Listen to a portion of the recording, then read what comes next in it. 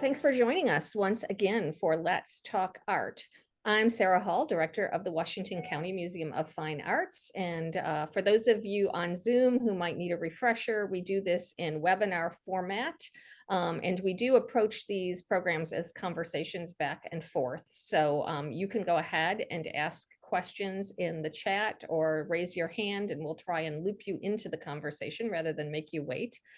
You can also adjust your screen view at top right between the gallery or the speaker view. Gallery view will show you both of us. Speaker view will just show you whichever one of us is speaking. This is going to be an interesting dive tonight into recent museum acquisitions.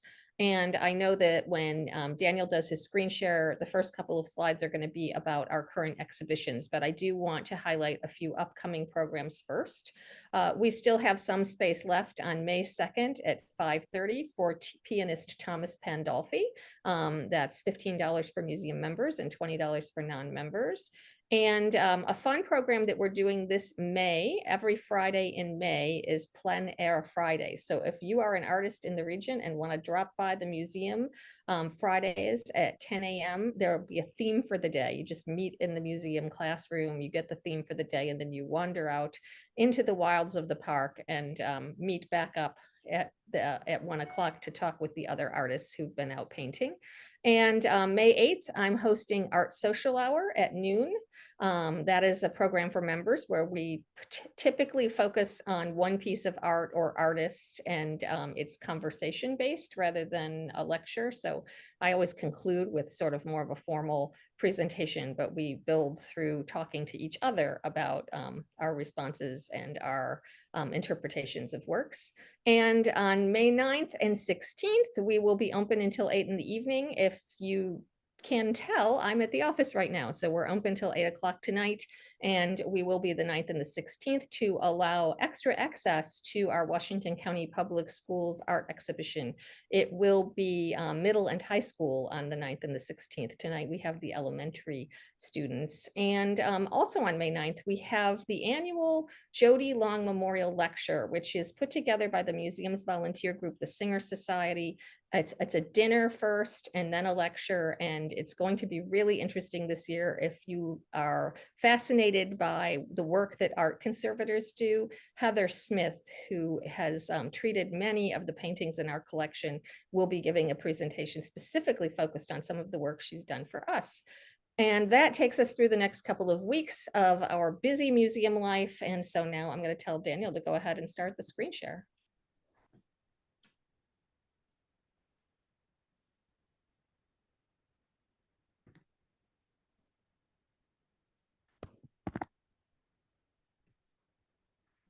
And we also have on several really fabulous exhibitions, including Cumberland Valley Photographers exhibition, which is on view now through June 2. And also the Washington County Public Schools annual art exhibition, the elementary, through the 28th of this month, and then the secondary, May 4 to 19. So we encourage you to come to see these shows.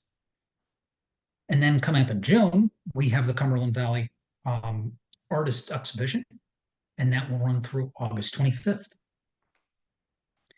There are some other shows coming up this year, and we will mention them a little bit later on in the presentation. So we hope that you can make it. So the subject of tonight's discussion is about new acquisitions, and something that is very exciting news for the museum is a collector by the name of David Wright.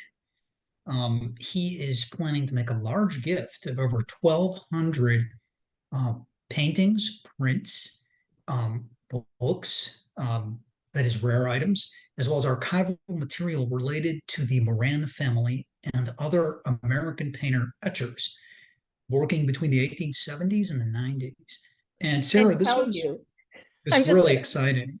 I can't contain my excitement. I have to Yeah. jump right in. So David got to know the museum a number of years ago. He's a retired architect, and he knew we had our fabulous Moran, which I know will be on a future slide. And so when he was thinking of a home for his collection, he thought of us. And Daniel and I went and visited with him.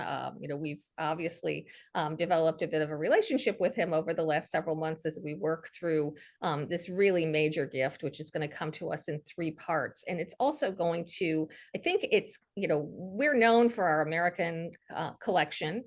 It's really going to add to our strengths in this particular time period. I think it can make us a center for research. One of the pieces of this is actually uh, online access. So it's a really important part of this acquisition that we digitize and make the contents available to, to art buffs or serious scholarly researchers. We really want it to be accessible, the work that David has done to compile this collection over the years. So it's just really pretty thrilling. And if you know me, and we're working on a capital campaign and a museum expansion, and there's a lot of stuff happening here that's related to physical growth and program growth. And so I love that we've now got collection growth, like we're moving out in these various directions. It feels really synergistic. So there it is, the Thomas Moran painting that knocked my socks off when I first came and visited the museum. It's just really splendid. Yeah, it's an amazing work.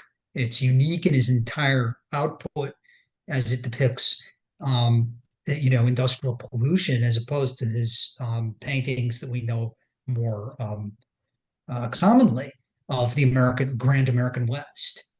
So I gave a talk last night at So, the Valley Art yeah. Association, our neighbors here in the park. And one of the folks who listened to that talk was talking about how they love Hudson River School art. And I started talking about their connection to environmentalism. Of course, Thomas Cole and Thomas Moran and many of the artists that we, sort of put under that umbrella were really concerned with industrialization. And we had a great talk by Tim Berenger from Yale a couple of years ago, where he also, kind of cued us into the fact that Moran was also, concerned with abolition. And although our painting is 1880 and after the Civil War, he would have been aware that these sugar refineries were refining Brazilian sugar, and that would have come from slave labor. That said, I often say that this painting that's about industrialization and, in a sense, maybe we're too oblivious to it. I think of the workers who are all busy in the foreground and not necessarily taking in the landscape that they're part of as almost symbolic of us. While what we do to the landscape, we don't always pay enough attention to. It's still so exquisitely beautiful. And I told Daniel, I have this description of Moran's work that a art historian wrote that I think is really wonderful. It says, his touch for grass, his touch for pine trees, his touch for rocks, his touch for mud and gravel, his touch for cloud is ready at a moment's notice, whereupon the thing is in a moment defined, a turn of the wrist, a play of the astonished bristles, and the thing is painted. And I often tell people, this painting is sort of proof that oil paint as a medium is a beautiful medium. You're painting ugly things, but it's a beautiful medium. And he's certainly, he's a magician. He's a magician with oil paint. And it's interesting because he had almost I did an art social hour on this painting. And so we had a lot of conversation about it. He had an almost encyclopedic memory, but he also really knew that objectivity wasn't necessarily the goal of painting. So this incredible memory was married with an understanding of eliciting emotion from people. And so, he might be able to remember the color and the texture and form, but he knew that the experience of landscape was about more than reproduction. And I think you really feel that in his work. Can you tell I love that painting? I certainly can. It's really, I mean, it's one of the best works that we have in the collection. And what's really great is that we have a preliminary drawing that is connected to it. This is the drawing where he's sketching out his ideas, and you don't see all of the atmospheric perspective, the clouds, the smoke. This is sort of the general view of Communipaw, New Jersey. There's the propeller. And it's really interesting. It's sort of like that's all taken away because this is from his sketchbook. It's notational, right? That's the aide memoir that he needs to be able to sort of conjure the rest of what he does. But you know, it is, you said this was unique in his output because of course you can go to Smithsonian American Art Museum, and those of you who are local, you could drive there this weekend, and you can see his Grand Canyon of the Yosemite is there in Smithsonian American Art, and it is a huge, astonishing canvas. And this is what made his reputation, and it was about the grandeur of unspoiled nature in the American West. And so this is, you know, highly unusual because and look, he's looking eastward and it's industrial. Exactly. And one of the really interesting things about this is this forms a cornerstone of the museum's collection. It was the first purchase in 1940 and created this basis that Sarah and I were talking to David Wright about this. It really is part of the museum's identity, the Moran family. This is a photograph of Thomas Moran's daughter, Ruth Bedford Moran. And Ruth Bedford Moran was the donor of this really good etching here. Sugar refinery is also the same subject, as well as this drawing here. So we have this connection with the Moran family at the museum is outstanding and most suitable and fitting for David Wright's gift. And I think that's you know, part of what's so compelling. We're really proud of this painting for numerous reasons, and the fact that it was the first museum purchase showed such I think acuity of judgment, and now we get to expand on that and tell more about the family and the story. And of course, we've done exhibitions of the Moran family in the past, and we have, you know, other works in the collection by members of the family, but this really expands our holdings. Exactly. In 2005, we hosted a exhibition about the Moran family. That's the cover of the catalog over there. That came from the collection of the Juniata College Museum of Art in Huntington, PA, which is in central Pennsylvania, up in the mountains. And they have a very nice collection of this work. So again, it builds upon this legacy of Moran Museum. And these are some sample images of the prints that eventually David is going to be donating to us. Some of these were lithographs that Thomas Moran worked on. Here are some here of First Nation peoples as well that he did when he went to the Southwest. Thomas Moran traveled a great deal. Maybe you could say a little bit about the American painter etcher movement for folks. This interest in printmaking that really flourishes at this time. Yes, the American painter etchers emerge after the Civil War. And what they want to do is they kind of want to find commonalities between painting and printmaking. They are inspired in many regards by currents in art in France. They take inspiration from the Barbizon artists. This is a group of artists who painted in rural France. It's named after a region. And they want to kind of do a similar thing in America with the natural beauty that we have here. So they kind of try to strike a balance between painting and printmaking. One of these people is the brother of Thomas Moran named Peter. And Peter forms a large part of David Wright's collection with this large picture, The Return of the Herd. This is a great example. It's a very large painting of cattle. And here's a print that basically reproduces that for a larger audience. And this is really part of 19th century print culture, the ability to disseminate artists' works through lithographs and, in this case, etchings.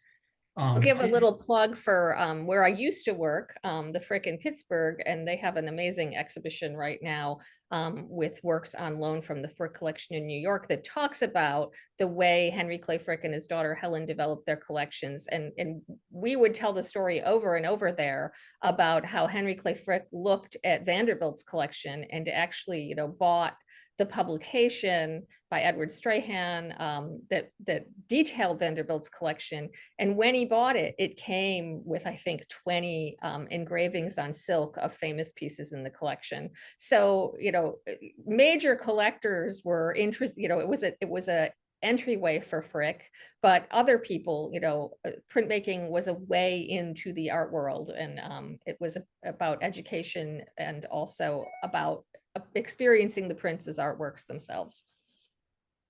Exactly. And there's also an element, Sarah, of marketing oneself and being entrepreneurial.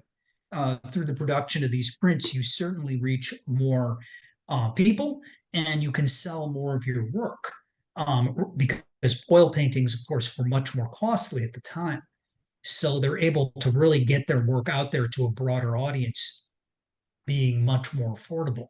Yeah, And and Peter Moran, scaled probably more for, not everyone has, we were talking about this last night with a tour group, not everyone is wealthy enough to have a picture gallery to be able to have large canvases in. So there is this thinking about the art market and what can, a relatively comfortably off person have in their home. and certainly the Moran family prints, these are something that somebody could have had in their home. And Peter Moran was very interested in depicting New England. The Morans, of course, they travel, many of them, to Europe, and they observe the latest trends in French art at the time, and they bring that back. But they also have, they're drawing upon what's been going on with the Hudson River School since the early 19th century in the United States. And what's really neat about David Wright's collection is, in addition to the prints, he has original copper plates that go with some of these images. So eventually, when we display some of this, it's going to be a really interesting learning experience for visitors, because you don't often get the matrix, the original piece here, the copper plate, be able to compare to the print. It's really, it is a scholarly collection. It's, somebody who is seriously interested in all facets of the output of these artists. And I think, when we start taking custody of the work, which I said is meant to come in 3 batches, we need to invite David on, because nobody can talk about it better than him. Exactly. And as Sarah was mentioning, the scholarly part, he has authored a 2-volume set of books that talk about Peter Moran's work, called Peter Moran's Images of America. So these are really valuable scholarly interpretation of the collection, talking about his whole life as a painter actor. So this is really an amazing group of works, and the amount of time he's devoted to this. And the Morans were really fond of depicting rural life. Mary Nimmo Moran is the wife of Thomas Moran. They are a husband and wife artist team. And their work is, it shares a lot of different parallels. This is one of the borders of Lake Isabella, Florida. Really lovely etching. And if you compare some of these, that you can see sort of the back and forth between the 2 artists, and sort of how their styles are similar and how they're influencing one. And then you have Emily Kelly Moran, who is Peter's wife. She also is interested in depicting the landscape. In addition to the Morans, the collection also contains works by artists such as Robert Swain Gifford, who's another one of these painter etchers. He did a lot of scenes in New England. He also traveled abroad to Europe. So the representation of artists is really extensive in David's collection. And in many cases, you can look at the parallels and subjects between the oil paintings and the prints. Or Henry Farr, who's another one of these artists working in this within these themes and subjects. So there's going to be a lot to look at here. We also have parallels with things we already have in the collection and things that we don't have. So we're really excited about it. And is with the other artists, Henry Farr. He also has copper plates in excellent condition for the prints. This is really neat. Some of them show architecture and domestic subjects, and then also wild nature. But they were real enthusiasts of the natural world, these artists. Well, it is a time when, throughout the 19th century, where artists are aware of the changes that we're making to the landscape and sort of, really looking to find the places where the man has touched and hasn't touched. Yeah, that's gorgeous. The sense of light, thinking that is an etching from 1882. It has an amazing. It's looking for. It's beautiful. Yeah, it's outstanding. Just this looking for solace and peace in nature. They're wonderful. So within the last several months, in addition to the exciting news about the Reich collection, we have continued to collect in many different areas, including a donor by the name of Dennis Shaw, who has kindly given the museum a beautiful Japanese print by an artist named Kubo Shunman. And it depicts a scene from a very famous Japanese story translated to The Storehouse of Loyal Retainers, which was a story that was put together in the late 1700s. And it essentially is a fictionalized account of Japanese literature, theater. It was adapted to those forms, and it involves 47 Japanese noblemen and their mission to avenge the death of their master, a man named Asano Naganori. So this is just one scene that was from a play. And then the protagonist is this guy that you see here, Oboshi Uranosuke Yoshio, who is the leader of these ronin or noblemen in this story. And you can see he has his mon or his insignia here. And this shows him visiting a tea house. And there he's blindfolded, and these courtesans are playing a game with him. I think sometimes when we look at Japanese prints, we get really mesmerized by the decorative quality of them. We know that they influenced, 19th century European art, Impressionism, Post-Impressionism, this sense of sometimes flatness and color and pattern. I don't think I've ever met anyone who doesn't love Japanese prints, but prints like this, I find incredibly intriguing too, when one looks at them, for the details of the way people live and interact. And sometimes you can see like a tray of dumplings or, little evidences of sort of ordinariness that you associate with genre painting. You are there for close looking when you look at Japanese prints. So this one of the tea house is kind of fun because there's so much for the eye to find. Yeah, they're really beautiful. And we've been collecting Japanese prints for quite some time. And this is leading up to, and let me see if I have a slide. It may come a little bit later. Here it is. This is leading up to an exhibition that we're doing later this year called Floating Beauty. Women in the Art of Ukiyo-e, or woodblock prints, that's being loaned from the Reading Public Museum in Pennsylvania. So this is really fabulous that we're acquiring some of these works that we are going, some of which will be displayed in an accompanying installation. Right. You can correct me if I'm wrong, Daniel, but I think the translation of ukiyo-e is floating pictures or pictures of the floating world. And it was a Yes. way of describing the sort of realm of actors and courtesans and sort of the transitory world of pleasures. You may have better words than I do, Daniel, but floating beauty is a reference, so we, sort of women of the floating world, and very, typically in theater, it would be male actors portraying female characters. So it's kind of interesting using this show as a lens to think about the lives of women when in these depictions of theatrical productions, we're looking at men who are, you know, who spent lifetimes, often old men, were portraying, ingenues, essentially. They would be portraying, the alluring young woman in these plays. So we're really looking forward to Floating Beauty. I think it's going to be a really fun exhibition. We're taking, there's sort of an enlarged version of it that comes with some decorative arts. And of course, we have our own material that we can supplement the exhibition with.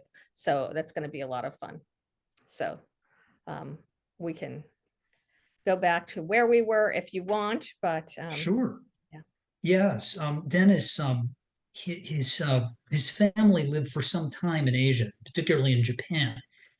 And that's where some of these objects come from. They're family heirlooms.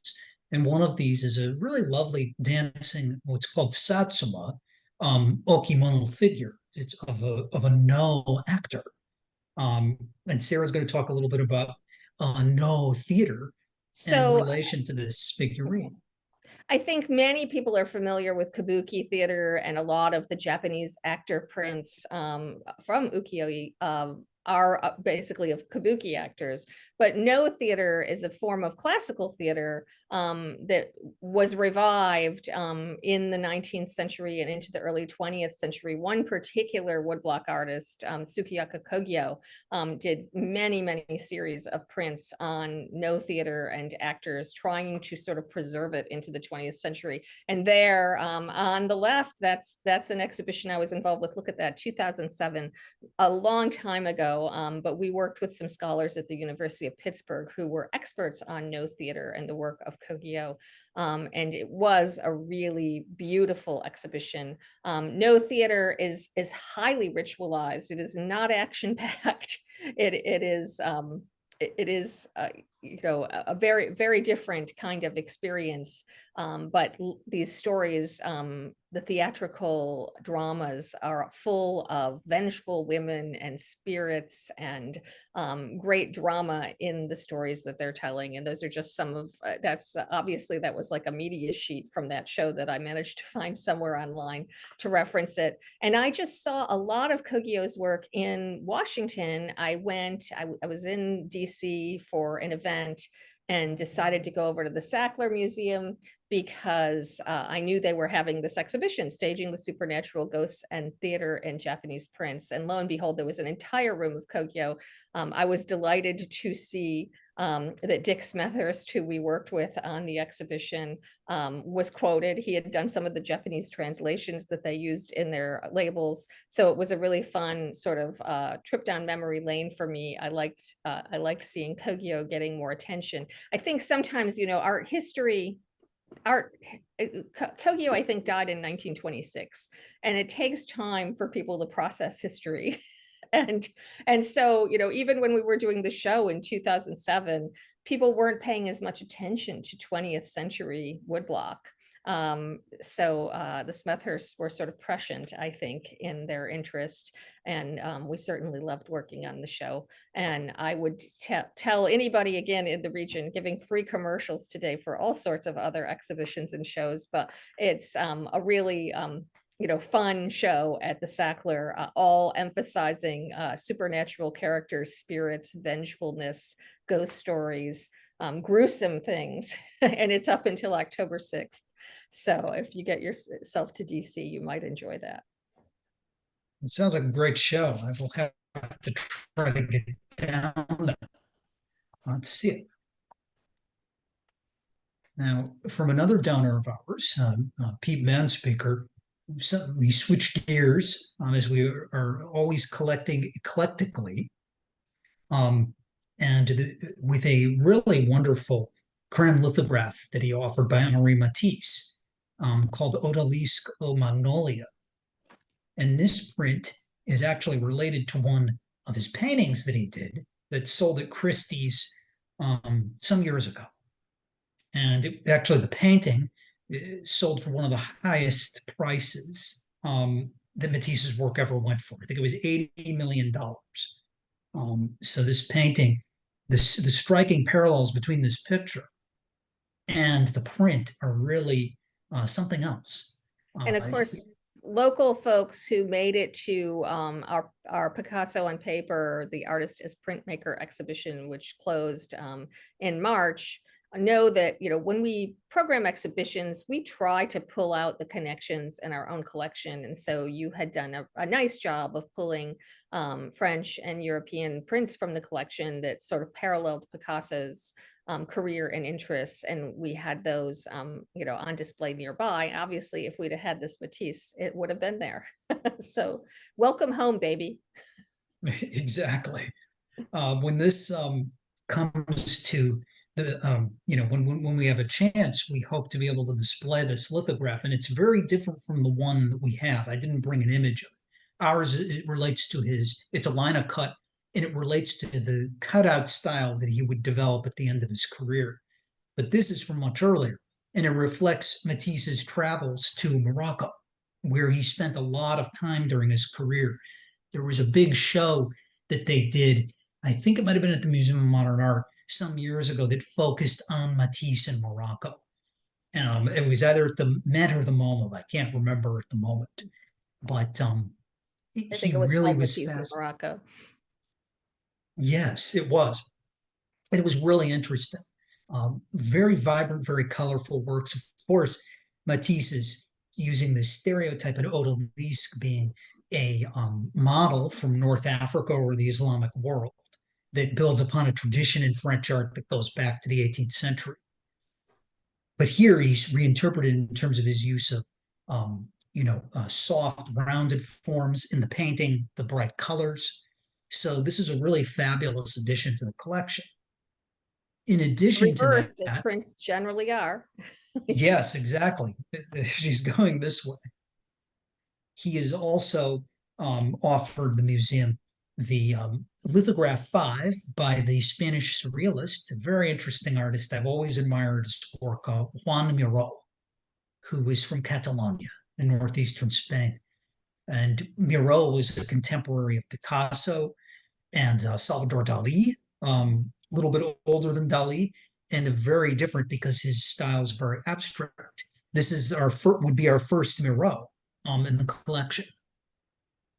And his work is very whimsical, and it sort of reflects his study of cubism and abstraction, but also his own interpersonal world of dream-like imagery, biomorphic forms, and sort of looking at their interplay across the pictorial plane. So this is a very nice acquisition. It was published in a portfolio of lithographs by Miró in 1972. Very different. We were approached by the Saul Steinberg Foundation late last year into early this year.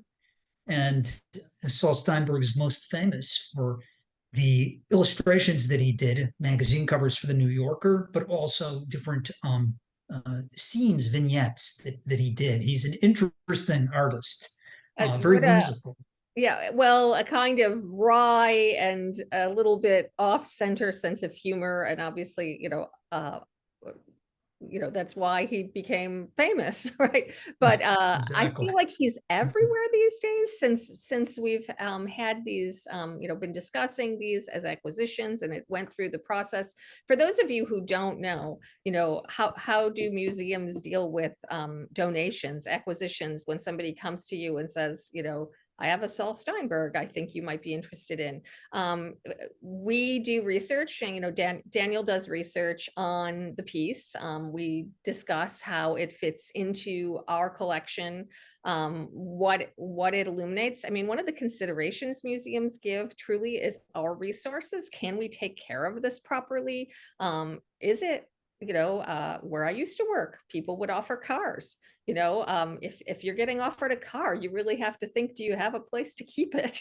So, does it need conservation? What condition is it in? How can we use it? Will it be on display a lot of the time? Does it have special needs? So we go through it, and we think about all those things. And Daniel comes up with, he writes an acquisition report. So he basically gives the information on the artist and the piece, how it connects to our collection. And that is delivered to our collections committee, which is made up of representatives from our board and also from our community. And the collections committee considers, they get a presentation from Daniel as well as the written report, and they make a recommendation to our full board of trustees. And then the collections committee makes recommendations. The board of trustees votes to say, yes, we would love to have that in the museum's collection. So that's how things enter our collection. And so we spend a fair amount of time, with work, thinking about it before it comes to live with us. And so that's why I'm saying, since Saul Steinberg has been on my mind, I feel like I see him everywhere. Look, hashtag him on Instagram, folks, if you're interested, and you'll see some fun things. Yes. So it's an extensive process, and it's an important part of it. And sometimes in those discussions, we talk about what would be the pros and cons. Certainly, one of the things that's challenging is if you are presented with a large piece like a sculpture or something that takes up lots of space, then we need to have much more discussion in a certain sense than prints, not unlike the Saul Steinbergs, that easily fit in a cylinder box and Right. storage. And you were talking about the scope of David Wright's gift, but we can actually accommodate that large gift fairly easily. He's a sort of ideal donor, because he understands that museums have physical obligations to care, and he's actually helping us. And but we're going to get, some closed cabinetry. We can accommodate it because it's works on paper. It's not quite as, 1,400 pieces is not quite as intimidating as it sounds. It can be sort of take up a small amount of space. It looks like, Sarah, we had someone raise their hand. I think there might be a question. Okay, can you see who? Can you enable it? Or someone said that our chat is not working, and I will try to go in. Amanda Gillen has raised her hand. I'm allowing you to talk, Amanda. Do you want to talk? Oh, hello. I actually didn't want to talk. I was just letting you know. Just letting us know the chat isn't working. Okay, I'll try to see what I can do. Nice to being hear you. helpful. Thank you. I wonder, there was somebody else who I think has their hand up as well. Maybe I'm wrong. It's like we were all intensely using Zoom 4 years ago, three and a half years ago. Now I use Zoom I do use Zoom almost daily, but not quite in this way. I'm going to see if I can enable the chat in case people want to chat. So Daniel, just entertain folks while I do that. Sure. So yeah, I was talking about Saul Steinberg, and we were actually presented with a drawing of Hagerstown Senior High School. And what's interesting is Steinberg, he did many projects, but he was evidently an avid postcard collector. So he decided later in his career to do a project devoted exclusively to his interpretations of postcard imagery, talking about the popular depiction of these buildings, memorials, etc., as as sites, and sort of memorializing them through these drawings. So this was one of the original drawings. The other ones are prints by Steinberg, in this case, of the old senior high school in town. So it was kind of interesting being offered this, which has a nice connection to our local history. These are some other examples of things that Steinberg did, including the Washington Monument in DC, one of the memorials in Vicksburg, Mississippi, commemorating the battle there during the Civil War, Henderson, North Carolina, and then Colton, California. And you can see him using this very simplified style, very reduced, whereby the figures are often much tinier than the trees or the buildings, and showing his humorous side. Another very exciting acquisition that we had recently is from Sylvie Granger. And Sylvie Granger is the widow of Dr. John O'Brien. You may remember from some of our previous Let's Talk Arts that John and Sylvie donated many works to the museum. And most recently, these paintings. John died last year. John was a collector of Old Master printed drawings primarily, but he also collected oil paintings. And this is the first time since 1973 that the museum has received a significant number of European Old Masters. Here I'm showing you slides of when this last happened. It was 1973, a gift of Urilla Alford, who was the widow of William Alford, who was a donor to the museum in our earlier days. And she presented the museum, she lived in New York City, with a series of Renaissance and Baroque paintings. So this is really exciting. John collected these early on. He started collecting in 1965, and he started buying Old Master paintings beginning about 1969-70. So these he got when he, in his sort of early days of collecting. One of the really beautiful works is attributed to a Venetian master named Sebastiano Ricci. He was an important artist who reinterpreted the work of Paolo Veronese and sort of created a new kind of Venetian Rococo art. Hopefully the chat now will work. So I'm in the process of actually researching many of these paintings. This is also a really great gift because we mostly have religious paintings and portraits in the museum's collection. But these are of mythological subjects, and which are not really very well represented in the museum. We have some drawings that have them, but not a great deal. This painting that John gave is related to a larger work. It's very likely a study that the artist did for this painting, the whereabouts which are unknown, but was on the art market in 1970. And you can see the striking resemblance in the composition. This is the Rape of Proserpine. It's a story from classical mythology in which Hades abducts this woman Proserpine and is taking her to the underworld. And you can see the beast Cerberus is over here. It's very dramatic. Well, and you know, we talk a lot when we talk to people about Baroque art, about theatricality, diagonals, you know, sort of violent, compelling compositions. There you go. And lighting, you know, often a lot of chiaroscuro. Yes, and you have that here with those dark reds contrasted with the browns. This is really, if people have been here, you know, our Schreiber Gallery is really where we display our old masters much of the time. Be fun for us to do something with them where we, you know, spread them out a bit, or do another temporary exhibition. We had Bernini in the Roman Baroque, 3 years ago. But it's really nice to have some variety, you know, to be able to switch things out and have more stories to tell, as Daniel has noted. This is pretty fabulous. Yes, this is by an artist named Giuseppe Ruopolo, who worked in Naples, late 1600s. And this is one of his still lifes.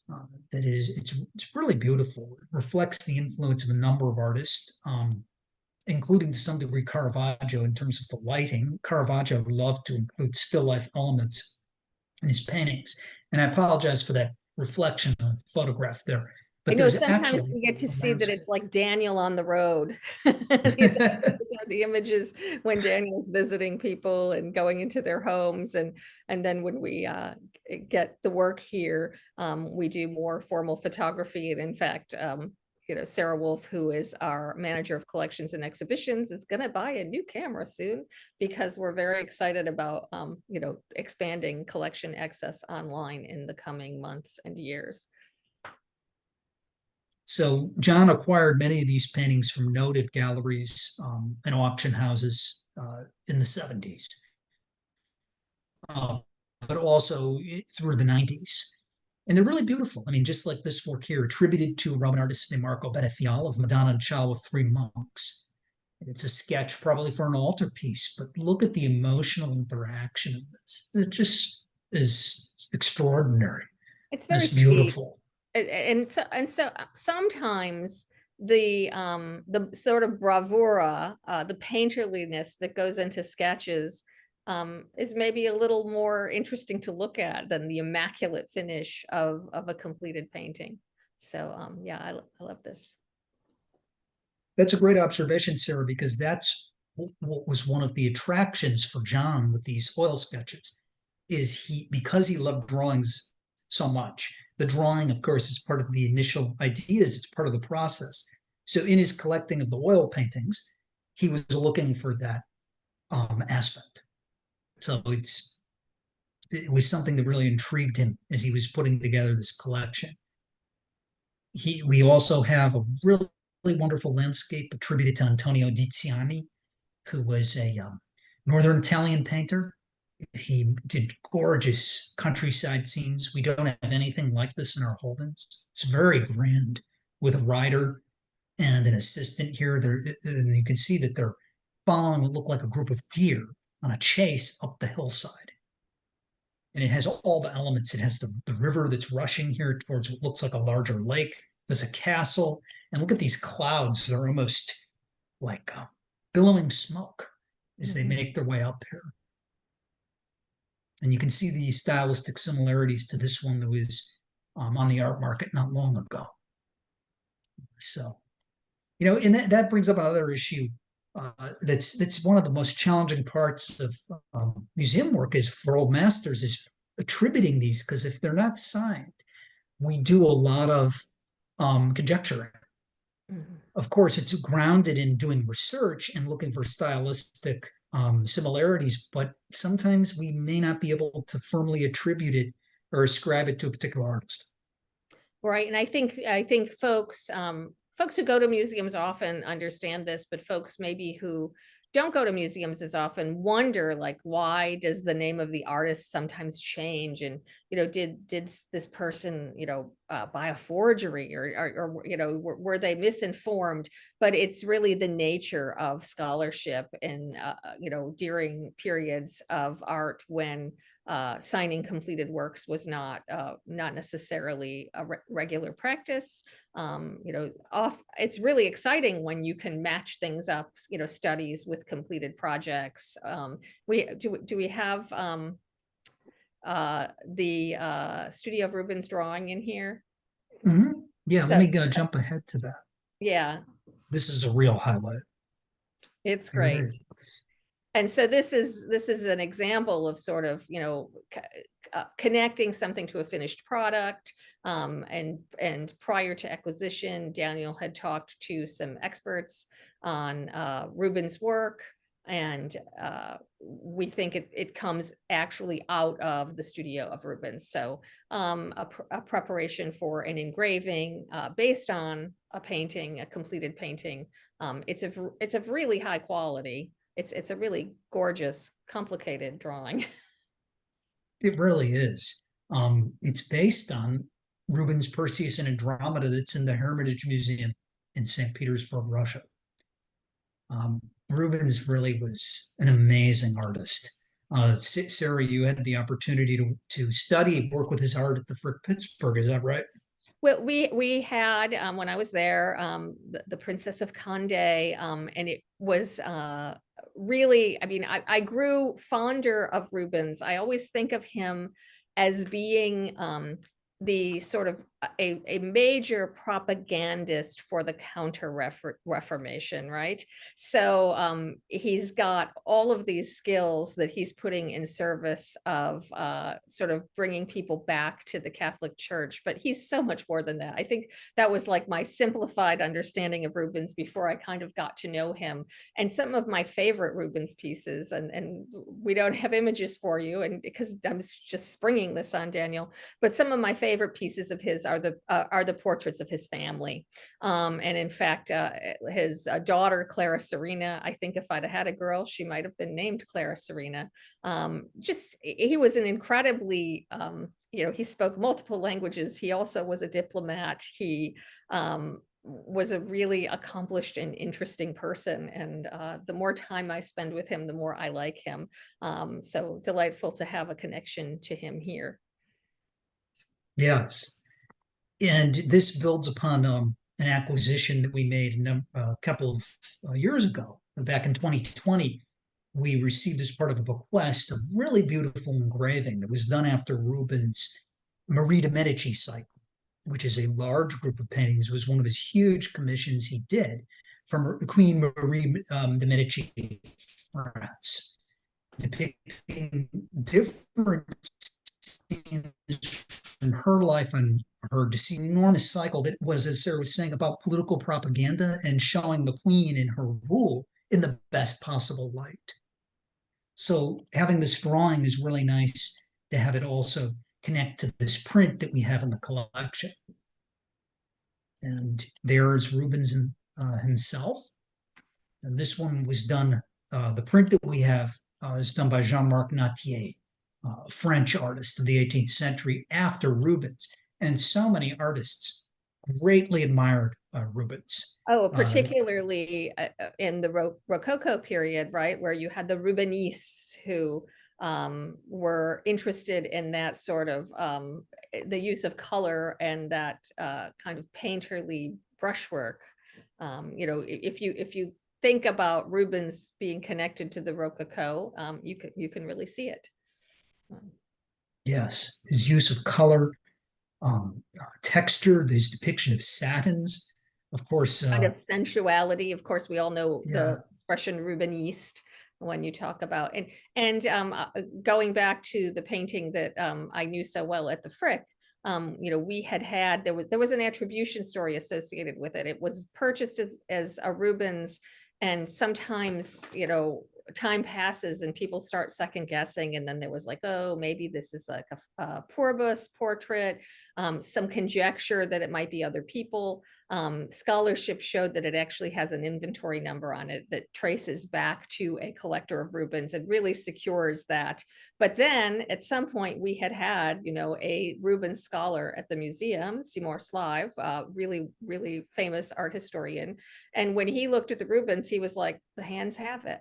I mean, like he could tell instantly by the sort of blue tones and the beauty of the way her hands were rendered. So that's an interesting way that, connoisseurship then dovetails perfectly with research as a affirmation of authorship. But he was perfectly confident just in the hands. And of course, Rubens did flesh like nobody's business. Really, really gorgeous. Next time you're at a museum and you're looking at you see a Rubens in the collection, spend an extra 30 or 45 seconds just admiring the skin.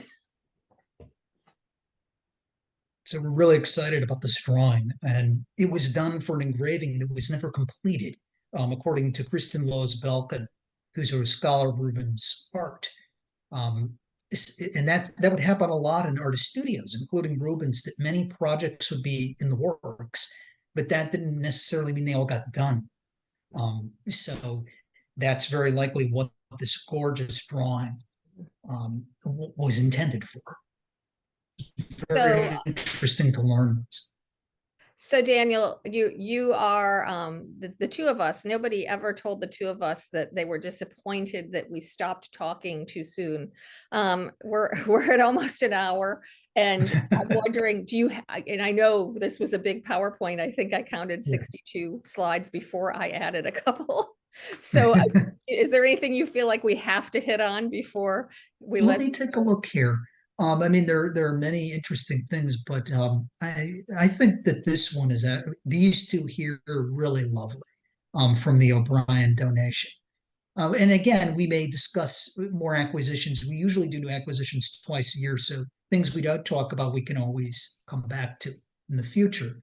But this is one that struck me as being just wonderful by an artist named Pietro Antonio Novelli, who was Venetian. He comes at sort of the end of the Venetian Baroque period. Um, and you can see how much he did in the head of a bearded man with a turban. He's looking at Giovanni Battista Tiepolo. Mhm. This man is just looking off here, sort of up to his right.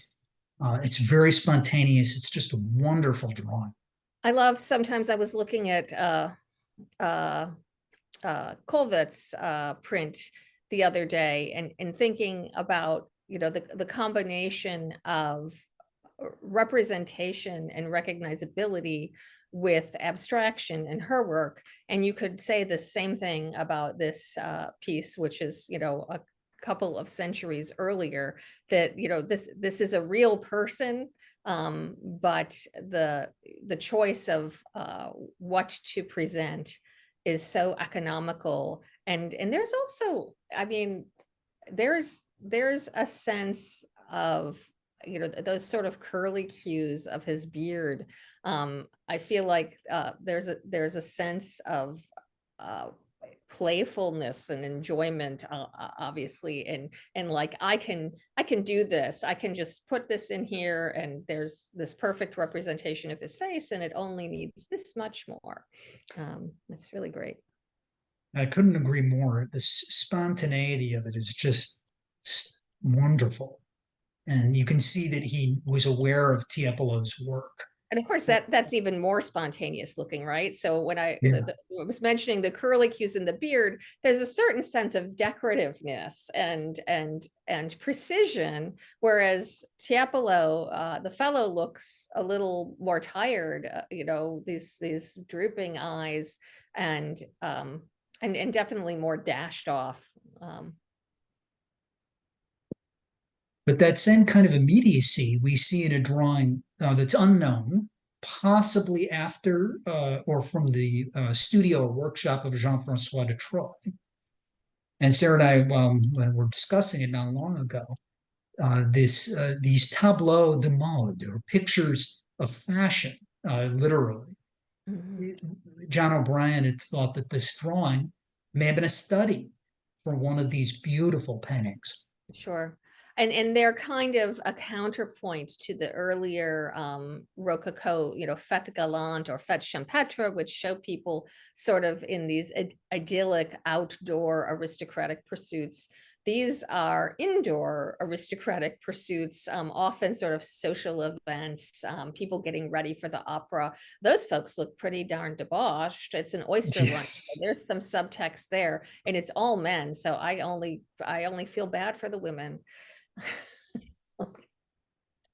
And Troyes, he's an interesting artist. It's not clear whether or not it actually is by him, but the artist is certainly aware of this kind of work. And I just love how he's leaning his head towards the Oh, right here. sure. It's, He's gallant, right? He's greeting us. it's lovely.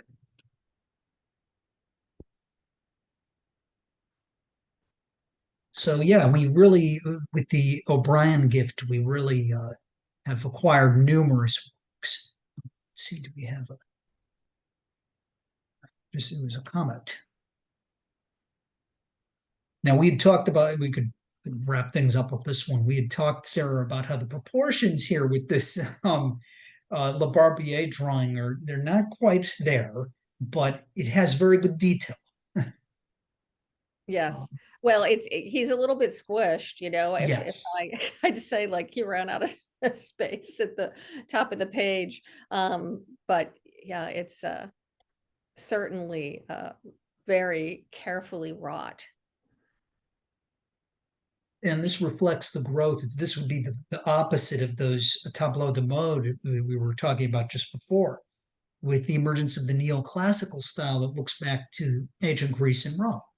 And Le Barbier was one of these artists who's clearly influenced by Jacques-Louis David, as the French Revolution has already occurred when he did a lot of his work.